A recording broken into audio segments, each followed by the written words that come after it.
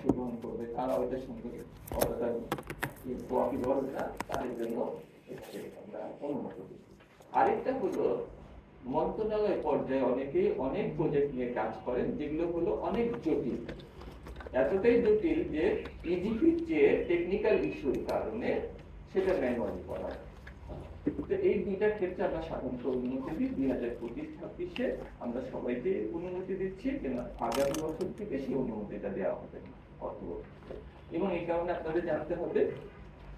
আর ইজিপিটাতে যখন অনুমতি দেওয়া হয় তখন শর্ত অনুসারে কিছু হোক না হোক অ্যানুয়াল প্রকিউরমেন্ট প্ল্যানটা ইজিপিতে দিতে হবে।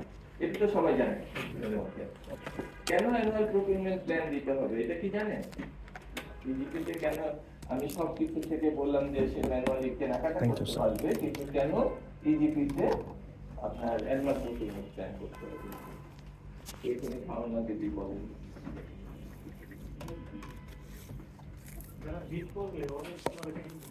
কাজের প্রিপারেশনের জন্য, যারা রিড করবে তাদের প্রিপারেশনের জন্য তাদের পেপারেই দিয়ে দিচ্ছেন, সে যাচ্ছে, সে আপনার ডকুমেন্ট দিচ্ছে, সে তো ইজিপিতে কিনছে না। আমি ম্যানুয়ালের কথা বলছি। আমি বলছি যখন কেউ ম্যানুয়ালি করবে তখন তাকে অবশ্যই ম্যানুয়ালি করলেও অবশ্যই অ্যানুয়াল প্রকিউরমেন্ট প্ল্যানটা ইজিপিতে দিতে হবে। প্রকিউরমেন্ট অংশ না, প্রকিউরমেন্টের কাজটা সে করবে ম্যানুয়ালি, কিন্তু তাকে অবশ্যই অ্যানুয়াল প্রকিউরমেন্ট প্ল্যানটা দিতে হবে ইজিপিতে। এটা দুইটা কারণ আছে। একটা কারণ হলো সরকার জানতে চায় আসলে প্রত্যেক প্রতিষ্ঠানে কি পরিমাণ কেনাকাটা হচ্ছে, অতএব অ্যানুয়াল প্রকিউরমেন্ট প্ল্যান থেকে সরকার ধারণা করতে পারবে যে কে কতটুকু কেনাকাটা করছে। আরেকটা হলো আপনার পাবলিক প্রকিউরমেন্টের যে রুলস নিয়ে আপনার যে আলোচনা হয়েছে এর আগে পূর্ববর্তীতে, আপনারা জানেন যে ওটিএম বা যে কোনো কম্পিটিটিভ কাজ করতে গেলে এখন একটা নতুন পদ্ধতি আসছে, যেটাকে আমরা বলি এসএলটি। হ্যাঁ, এসএলটিটা নির্ধারণ করতে হবে। এখন এটা করতে গেলে একটা ইন্ডেক্স লাগে, এনপিপিআই, ন্যাশনাল পাবলিক প্রকিউরমেন্ট ইন্ডেক্স। এই যে ইন্ডেক্সটা লাগবে, এটা আপনি কিভাবে পাবেন যদি আপনি ম্যানুয়ালি করেন? আমরা ইজিপিতে এমন ভাবে ব্যবস্থা রেখেছি, ওই অ্যানুয়াল প্রকিউরমেন্ট প্ল্যান থেকে আপনি যদি ওই কার্যক্রমে চলে যান তাহলে আপনার জন্য একটা ক্যালকুলেটর পাওয়া যাবে। ওই ক্যালকুলেটরে আপনি যদি বসায় দেন যতজন অংশগ্রহণ করেছে, তার রাতে কত দিয়েছে, সেদিনের এনপিপিআই কত, অফিসিয়াল কস্ট এস্টিমেট কত, সেই ক্যালকুলেশন করে আপনি তো বলে দিবে রেজাল্ট আছে। ঠিক আছে? অতএব আপনি এটিপি শুধুমাত্র সরকারকে জানানোর জন্য করবেন না, আপনি একই সঙ্গে কাজটা করবেন যাতে এটা থেকে আপনার যখন এসএলটিটার জন্য ক্যালকুলেটরটা দরকার হয় সেই ক্যালকুলেটরটা ম্যানুয়ালি টেন্ডারিং করলেও আপনার এসএলটি ফলো করতে হবে স্যার। এসএলটি তো লাগবেই। এখন আপনি যদি নিজে কাজটা করতেন আপনিও করতে পারবেন। আপনার অফিসিয়াল আমরা ফর্মুলা দিয়ে দিয়েছি তফসিলে, আপনি সেই ফর্মুলা ব্যবহার করে কাজটা করে ফেলতে পারবেন। ইঞ্জিনিয়ারদের জন্য এটা খুব কঠিন কোনো কাজ না। ইজিপি থেকে নিতে হবে স্যার। হ্যাঁ, ইন্ডেক্সটা ইজিপি থেকে নিতে হবে। ইজিপি থেকে নিতে হবে, প্রত্যেকে ইজিপির এপিপি থেকে নিতে হবে। ইজিপির এপিপিতে যদি আপনি বলেন যে আমি এই প্যাকেজটা কিনবো ম্যানুয়ালি, তাহলে সেই প্যাকেজের ক্ষেত্রে আপনি ওই এসএলটিটা পেয়ে যাবেন। ওইটা ক্লিক করলে ওই ক্যালকুলেটরটা পেয়ে যাবেন, সেই ক্যালকুলেটর ব্যবহার করে আপনি সব কাজ করতে পারবেন। ঠিক আছে? মাত্র 2 ঘন্টা সময় দেওয়া হয়েছে আপনাদেরকে জানানোর জন্য। অতএব আমি কিছু কিছু জায়গায় অনেক সময় নিব, কিছু কিছু জায়গায়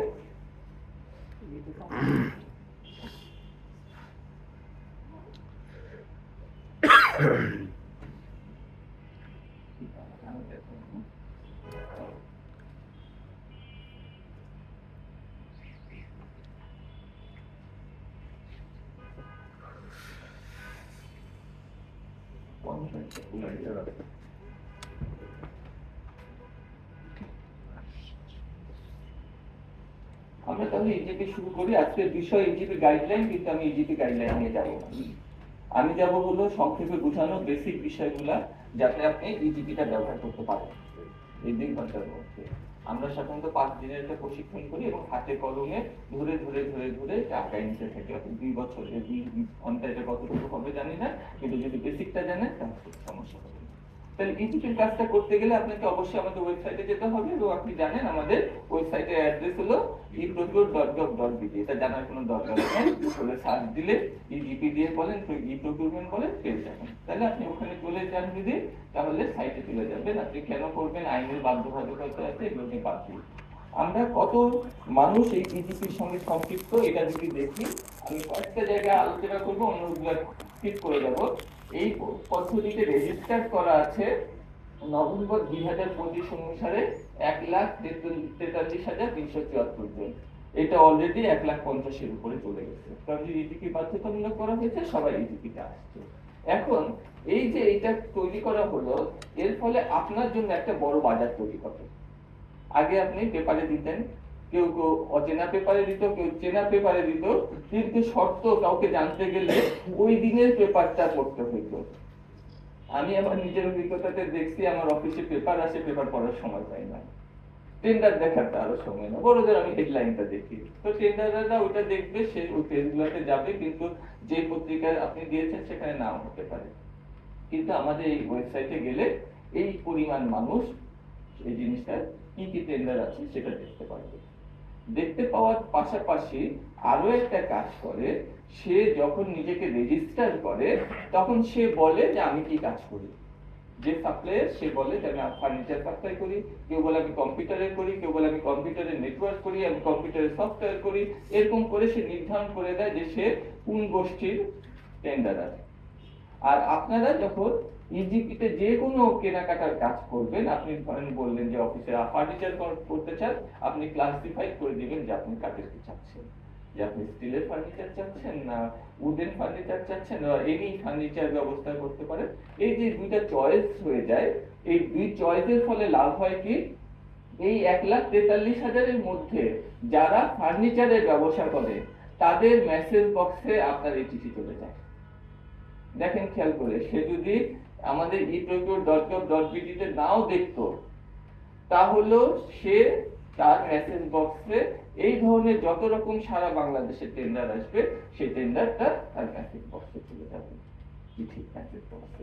তো এই বড় বাজারের সুযোগটাই আসলে ইজিপি আপনাকে দিচ্ছে। প্লিজ স্যার, একটা বিষয়, ইজিপিতে যারা রেজিস্ট্রেশন করে মানে টেন্ডারার হিসেবে, আমি আমার ব্যক্তিগত অভিজ্ঞতায় দেখেছি যে একই নামে এবং মালিকানাও একই, পরে দিচ্ছে দুইটা নামে রেজিস্ট্রেশন করে রাখছে দুই রকম কাজের জন্য। আবার সে দুই জেলায় এডিপির বইটা একটু দেওয়া যাবে? একজন পাওয়ার অফ অ্যাটর্নি যে একটা মেইল, এডিপির বইটা একটু দেওয়া আরেকজন যাবে? অরিজিনাল। আমি যখন এডিপির বইটা আছে, প্রথম তাকে পাঠালাম, তো বলছে না আমরা তো কাজ করি না, এই কাজটা এই আইডি থেকে হয়। তো আমি নাম এবং তারা বললো যে আমাদের মালিকানা আছে, কিন্তু ওটা ওই রকম। তো একই প্রতিষ্ঠান জিরো রেজিস্ট্রেশন করা লাগছে, তার ক্যাটাগরি সে আমি আমার নামে দুইটা ক্যাটাগরিতে আমি সাইন থাকতে পারি না। হ্যাঁ, একটু বলি ঘটনাটা কি হচ্ছে। আমাদের প্রকিউরমেন্টে, পাবলিক প্রকিউরমেন্ট জগতে রীতিমতো যুদ্ধ চলে দুই পক্ষের মধ্যে। একদিকে প্রকিউরিং এন্টিটি, আর একদিকে হলো টেন্ডারার। টেন্ডাররা তাদের জন্য নানাভাবে ম্যানিপুলেশন করে, এবং কোনো কোনো ক্ষেত্রে প্রকিউরিং এন্টিটিও নানা রকম ম্যানিপুলেশন করে। যেমন কাজ সহজ করার জন্য একটা কমন প্র্যাকটিস অনেকেই করছিল, আমার পরিচিত আছে, আমি বললাম তুমি আমার এই টেন্ডারে অংশগ্রহণ করো এবং সঙ্গে তুমি আরো 3টা দাও, মানে আমার কাজ খাটনি সহজ করে দাও, আমি তোমার কাছ থেকে কিনবো। কিন্তু আরো যে দুইজন মানুষ যদি কম্পিটিশনে আসতো, ইজিপিতে আসতো, তাহলে আরো দুইজন মানুষ অংশগ্রহণ করতো, সে তো কম্পিটিটিভ একটা প্রাইস দিত, সে যাতে না দেয় তারটাই যেন পায়, এই দুই পক্ষের মধ্যে একটা আঘাত হয়। ফলে তারা একসঙ্গে একাধিক রেজিস্ট্রেশন করে, এই প্র্যাকটিসটা আসছে। ইজিপিতে যখন আসছে, দেখেন আপনি বললেন যে একটা এইভাবে করেছে, আরেকটা পাওয়ার অফ অ্যাটর্নি দিয়ে করছে। সে তার সুবিধা মতো যখন মানে বিভিন্ন জায়গায় অংশগ্রহণ করা লাগে, সেটার জন্য সে এই কাজটা করে। তার একটা বিজনেস আইডি থাকার কথা, বা একটা ট্রেড লাইসেন্স এগেইনস্টে একটাই আইডি করা, একটাই আইডি থাকার কথা। এখানে হয় কি, এই অ্যাক্সেসটা দেয় বা ইজিপিটা দেয় হলো বিপিপিএ। বিপিপিএ এর লোকবল অত বেশি না, সারা বাংলাদেশে সেও যাচাই বাছাই করতে পারে না। এটা মূলত প্রকিউরিং এন্টিটি যখন ক্রয়ের কাজ হয়, তখন ইভালুয়েশন কমিটি এটা দেখে যে এটা ঠিক আছে কিনা, এটা তাকে দেখার কথা। আর আমাদের দিক থেকে আমরা রেজিস্ট্রেশনের সময় বলি আমাকে মূল কাগজটা এনে দেখাও, এইটুকু করে আমরা কাজটা করে তাকে সিস্টেমে ঢুকে দিই। তা এখন আমরা যেটা করছি আমাদের সার্চ ইঞ্জিনের মধ্যে দিয়ে যেখানে যেখানে ডুপ্লিকেশন আছে সেগুলো আমরা করে করে বাদ দিয়ে দিচ্ছি। কোনো কোনো ক্ষেত্রে এমন হচ্ছে যে তারপরেও ধরা যায় না, তারা ওই নিজেরা এমন কোম্পানি করে যে কাছাকাছি, মানে আসলে কি? না না না না, নাম সর্বস্ব না, মনে করেন তার নাম হলো আল্লাহর কসম এন্টারপ্রাইজ, সে আরেকটা করলো দা আল্লাহর কসম এন্টারপ্রাইজ। হ্যাঁ হ্যাঁ ইয়েস হ্যাঁ, এরকম করে করে, হ্যাঁ, এবার আল্লাহর কসম এন্টারপ্রাইজ ব্র্যাকেটে হোলসেল, মানে এরকম করে করে তারা পুরো কাজটা করে। অর্থাৎ বললাম যে কম্পিটিশন, এই কম্পিটিশন পি এবং অন্যদিকে টেন্ডারদের মধ্যে সর্বদাই চলছে। আমরা এটা সমাধানের চেষ্টা করি, কিন্তু এটা চলতেই থাকবে। যে আমরা সূত্র বার করছি না, এনপিপিআই কেন বার করছি, কারণ অফিসিয়াল কস্ট এস্টিমেট যেটা, এখানে একটা ব্যবসা হতো, অফিসিয়াল কস্ট এস্টিমেট নিয়ে একটা ব্যবসা হতো। এখন অফিসিয়াল কস্ট এস্টিমেট জানলেও কোনো লাভ নাই, কারণ এনপিপিআই আপনাকে আজকের দিনে যে ইন্ডেক্স আর গতকালের ইন্ডেক্স এক না। এটা জেনারেট হবে কোত্থেকে, ওই যে অ্যানুয়াল প্রকিউরমেন্ট প্ল্যানে আপনি বলছেন সেটার ফলে ওই দিনের এনপিপিআই নিয়ে কাজ করবেন হবে। তারপরেও যে মানে দুই পক্ষের কম্পিটিশন চলতেছে না তা না, সবাই সবার মতো বলে যে আমিও চক্রান্ত করছি, আমরাও হলে স্ট্র্যাটেজি করছি কি করা স্যার, এই ইন্ডাস্ট্রি স্যার সকল প্রতিদিন এপিপিকে কাউন্ট করে তারপরে করেন? হ্যাঁ, এপিপিকে না, সকলের প্রকিউরমেন্ট হয়, হ্যাঁ, যে লাস্ট 28 দিনে কাউন্ট করে। যাই হোক, আমরা আগাতে থাকি। আমাদের নিজেদের যে কোনো ইয়েতে যদি আপনি যান, এই প্রকল্পেতে এইরকম একটা কিছু দেখতে পাবেন, এখানে সবকিছু অত বড় ভাবে দেখা যায় না। আমি যখন এখানে যাবেন, এখানে কিছু কিছু তথ্য সবার জন্য উন্মুক্ত ফর পাবলিক। তার মধ্যে আমি জরুরি দুই একটা বিষয় বলছি, যেমন ই টেন্ডার। ই টেন্ডারে যদি ক্লিক করে তাহলে সে যত রকমের টেন্ডার আছে সেই তথ্য পাবে। সে যদি অ্যানুয়াল প্রকিউরমেন্ট প্ল্যানে ক্লিক করে তাহলে যত রকমের অ্যানুয়াল প্রকিউরমেন্ট প্ল্যান আছে সেখানে যেতে পারবে, যে ই কন্ট্রাক্টে করলে যত রকম কন্ট্রাক্ট আছে সেটা জানতে পারবে। আপনাদের জন্য জরুরি ডিবার্ড টেন্ডারের সম্পর্কে জানতে পারবে, কেউ যারা অংশগ্রহণ করছে তারা রিভার্ট কিনা এটা জানতে গেলেও আপনি এখানে ক্লিক করে, এখানে সার্চ ইঞ্জিনও আছে তার মাধ্যমেও জানতে পারবেন, তার নাম দিয়ে করে আপনি পারবেন, যেভাবে হোক না কেন লিস্টটা দেখে আপনি এটা পেয়ে যাবেন। এই মোটামুটি ভাবে হলো এটা পাবলিকের জন্য। আর আপনার জন্য হলো একটা ইউজার লগইন আছে। ইউজার লগইনটা কি, আপনি আপনার ইমেল আইডি দিয়ে ঢুকবেন, আপনার একটা পাসওয়ার্ড থাকবে, এটা লগইন করলে আপনি সেখানে ঢুকে যাবেন। তাহলে প্রথম বিষয় আসছে, ইজিপিতে যদি আপনি ঢুকতে চান আপনি কিভাবে ঢুকবেন? আপনার অবশ্যই এই দুইটা জিনিস লাগবে। এই দুইটা জিনিস আপনি কিভাবে পাবেন? এটার জন্য প্রতিটা অর্গানাইজেশনে একজন করে অর্গানাইজেশন অ্যাডমিন থাকে। অর্গানাইজেশন অ্যাডমিন যিনি হবেন তাকে প্রকিউরমেন্ট জানতে হবে এমন না, তাকে উচ্চ লেভেলের কর্মকর্তা হতে হবে তাও না, মোটামুটি কম্পিউটার জানলেই হবে, এর বেশি কিছু দরকার নেই। তাকে আমরা সাধারণত একদিনের প্রশিক্ষণ দিয়ে থাকি। প্রশিক্ষণ যদি নাও থাকে তাও কোনো অসুবিধা নাই, সে আমাদের 24/7 যে হেল্প ডেস্ক আছে 1657 নাম্বারে করে সে যা যা যেখানে সমস্যা করছে তাকে সমাধান দিয়ে দিবে, সে যাতে যে কোনো মানুষকে ঢোকাতে পারে। তাহলে অর্গানাইজেশন অ্যাডমিন মনে করেন আপনি আপনার প্রজেক্টের পিডি, এটা হলো আপনার প্রজেক্টের রোল। আর প্রকিউরমেন্ট ক্ষেত্রে আপনার রোল হলো আপনি পি, কোন ক্ষেত্রে আপনার রোল হলো আপনি ইভালুয়েশন কমিটির মেম্বার। এরকম ভাবে আপনি যে কোনো রোলে থাকুন না কেন, অর্গানাইজেশন অ্যাডমিন আপনার ইমেল অ্যাড্রেস, আপনার এনআইডি, আপনার টেলিফোন নাম্বার, এই তথ্যগুলো নিয়ে আপনাকে এই সিস্টেমে ঢুকাই দিবে। এই সিস্টেমে যখন ঢুকাই দিবে তখন আপনার কাজ হবে এখানে গিয়ে ইমেল অ্যাড্রেসটা দেওয়া। আপনি যখন ওই পাসওয়ার্ডটাতে দিতে যাবেন নিউ ইউজার দিয়ে করে, তখনই আপনার কাছে একটা ওয়ান টাইম ওটিপি আসবে এবং সেই ওটিপি অনুসারে যখন আপনি ওটিপিটা দিয়ে দিবেন আপনি ভিতরে ঢুকে যাবেন এবং প্রথমে আপনাকে যেটা করতে হবে সেটা হলো আপনার ইমেইলের জন্য একটা পাসওয়ার্ড দিতে হবে। তাহলে দেখেন এই পাসওয়ার্ড অন্য কেউ জানার কোনো উপায় নেই, কারণ অর্গানাইজেশন অ্যাডমিন এই পাসওয়ার্ডটা দিচ্ছে না। এখানে তো স্যার কোনো লিমিটেশন নাই, যত ইচ্ছা তত অ্যাড করা যাবে। যত ইচ্ছা তত অ্যাড করা যাবে, কিন্তু আপনার অফিসের কে দিবে? অফিসে গিয়ে মানে আপনার যে কোনো জিনিস কাজটা চিন্তা করে দেখেন, আপনি যাকে খুশি ঢুকাতে পারবেন, বাস্তবতা তা না। আপনার কি করতে হয়, অফিসে একটা ফাইল দিয়ে আপনার হেডের কাছ থেকে বলতে হয় যে ওকে প্রকিউরিং এন্টিটি হিসাবে নিতে চাই, ঠিক আছে? তো এই জায়গাটাতে আমি কয়েকটা সতর্ক করে দিতে চাই। সেটা হলো আমাদের প্রায় অনেক অর্গানাইজেশনে দেখা গেছে যে তারা এই যে একবার একটা ইমেল আইডি হয়, ইমেল আইডি হওয়ার পর পাসওয়ার্ডের পর এটা অন্যের সঙ্গে শেয়ার করে। বিশেষ করে যারা হোপটা খুব বেশি করে, কি যার একটু উপরের পদের কেউ হয়, হ্যাঁ, যার একজন অ্যাসিস্ট্যান্ট আছে, সে অবশ্যই অ্যাসিস্ট্যান্টকে তার এই কাজটা ভাগ করে দেয় যে তুই আমার পার্সোনাল জন্য করতে থাকো। অনেকে আছে না যে নথিতে বলে আমার তুই মেইল গুলা চেক করে রাখো, তারপর স্যার এটা আসছে, বলে ঠিক আছে অ্যাপ্রুভ করে দাও, দিলে অ্যাপ্রুভ করে এইটাই লেখো নির্দেশ দিয়ে। সচিবের ক্ষেত্রে এরকম হয়। তো আমরা এই সমস্যাটা সমাধান করার জন্য আরেকটা মানুষকে এখানে অ্যাক্টিভ করছি, যাকে আমরা বলি অথরাইজড ইউজার। তাহলে আপনি একটা এই সিস্টেমে প্রকিউরিং এন্টিটি হিসেবে ঢুকতে পারেন, আপনি হোপ হিসেবে ঢুকতে পারেন। এর বাইরে আপনার যিনি অ্যাসিস্ট্যান্ট, যিনি আপনাকে সহায়তা করেন, অনেক সময় অ্যাকাউন্ট সেকশনের লোকজন খুব কাজে সাহায্য করে। কোনো অফিস আছে তারা আবার সিস্টেম অ্যানালিস্টের উপর নির্ভরশীল, কিন্তু এটা কিন্তু সিস্টেম অ্যানালিস্টের কাজ নেই, এটা হলো প্রকিউরমেন্টের কাজ। তো যাই হোক, এই অথরাইজড ইউজার আপনাকে সবকিছু করতে পারে, কিন্তু সে ফাইল কোথাও ফরওয়ার্ড করতে পারে না, অ্যাপ্রুভ করতে পারে না, কোনো কিছু করতে পারে না। ফলে আলটিমেটলি সে যেটা করার পরে আপনি টিম হিসাবে যখন দেখবেন বা হোপ যদি দেখে, এটা যা কিছু কাজ করবে তার জন্য সে দায়বদ্ধ হবে। এটা কিন্তু ম্যাটার অফ মানি। এবং আপনারা জানেন যে আপনি যদি প্রজেক্টে থাকেন, প্রজেক্ট শেষ হয়ে গেলে তো অডিট হবে। আপনার অফিসের যত রকমের কেনাকাটা আছে, প্রজেক্ট না হলো আপনার একটা অডিট হবে। অডিটে আপনার এখানে যা কিছু জানতে চাইবে তার জন্য কিন্তু আপনাকে জবাব দিতে করতে হবে, অথরাইজড ইউজারকে নয়।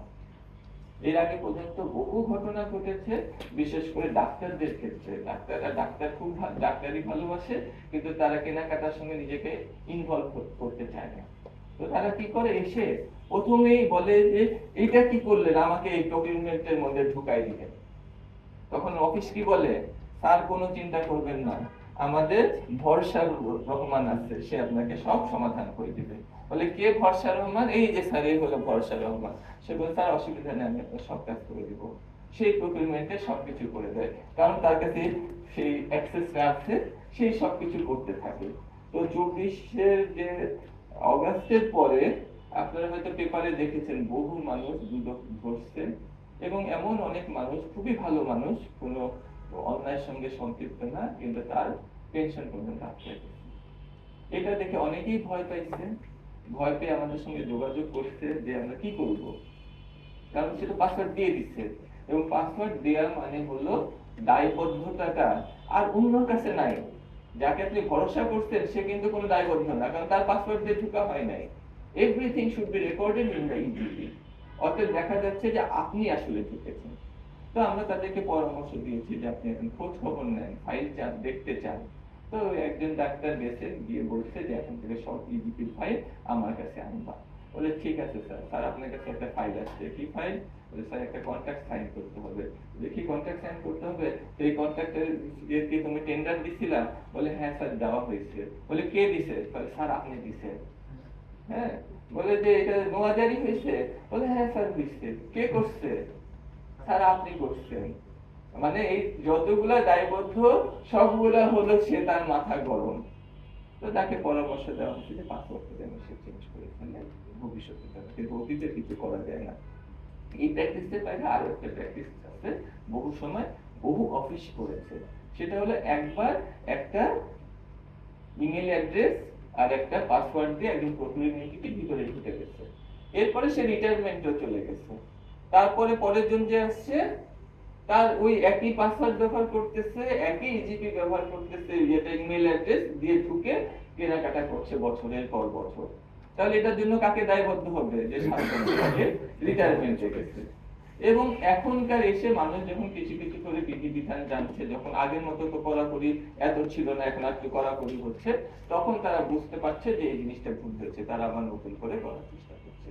তো আপনাদের জন্য নির্দেশনা, মনে রাখবেন যে ইজিপিতে যখন আপনি ঢুকবেন তখন অর্গানাইজেশন অ্যাডমিনকে বলে ঢুকবেন, এবং আপনার ঢোকা শেষ হয়ে গেলে আপনি অবশ্যই, অর্থাৎ শেষ হয়ে যাওয়া মানে হলো আপনার ওই অফিস আপনার শেষ, আপনার পোস্টিং হয়ে গেল আরেক জায়গায়, বা আপনি এখন আর ইভালুয়েশন কমিটিতে নাই, তাহলে অর্গানাইজেশন অ্যাডমিনকে বলবেন এই সিস্টেম থেকে আমাকে সরাতে হবে।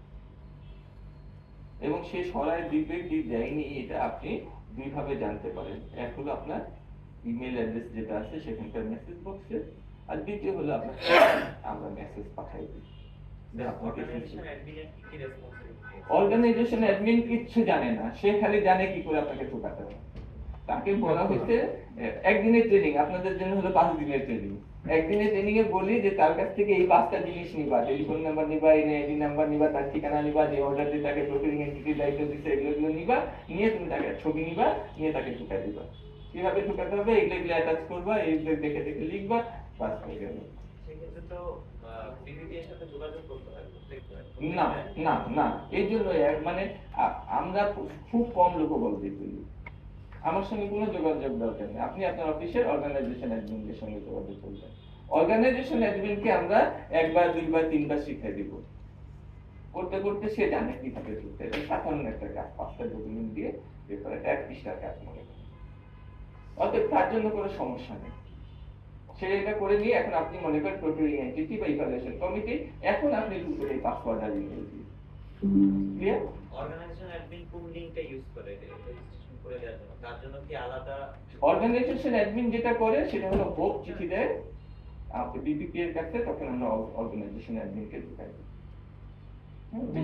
তখন সে অ্যাড করে আর কি রিকোয়ারমেন্ট হ্যাঁ, প্রথম জনকে অর্গানাইজেশন অ্যাডমিনকে আমরা ঢুকাই দিই। ওকে, এটা চিঠি দেয় যে এই হলো তার তথ্যগুলা, এই তার ইমেল অ্যাড্রেস, তার ইমেল এগুলো দিয়ে আমাদের কাছে দিয়ে দিলে আমরা তাকে ঢুকাই দিই। অর্গানাইজেশন অ্যাডমিন যদি স্যার চেঞ্জ হয়ে যায় সেক্ষেত্রে কি তাকেও এরকম করতে হয়, আবার আরেকজনকে নতুন করে এরকম করতে হয়? জি, প্রতিটা ক্ষেত্রে তাই, প্রতিটা ক্ষেত্রে তাই। এই জন্য অর্গানাইজেশন অ্যাডমিনে অফিসের সাধারণ লোককে নেয় ভালো। কিন্তু আমি প্রচুর দেখেছি যে অর্গানাইজেশন অ্যাডমিন হিসেবে একজন ডিএস কে দেয়, কারণ নামের শেষে অ্যাডমিন আছে, এটা মনে করে। এবং আমরা যে প্রশিক্ষণ দিই না, আমরা প্রকিউরিং এন্টিটির জন্য প্রশিক্ষণ দিই, অর্গানাইজেশন অ্যাডমিনের জন্য প্রশিক্ষণ দিই।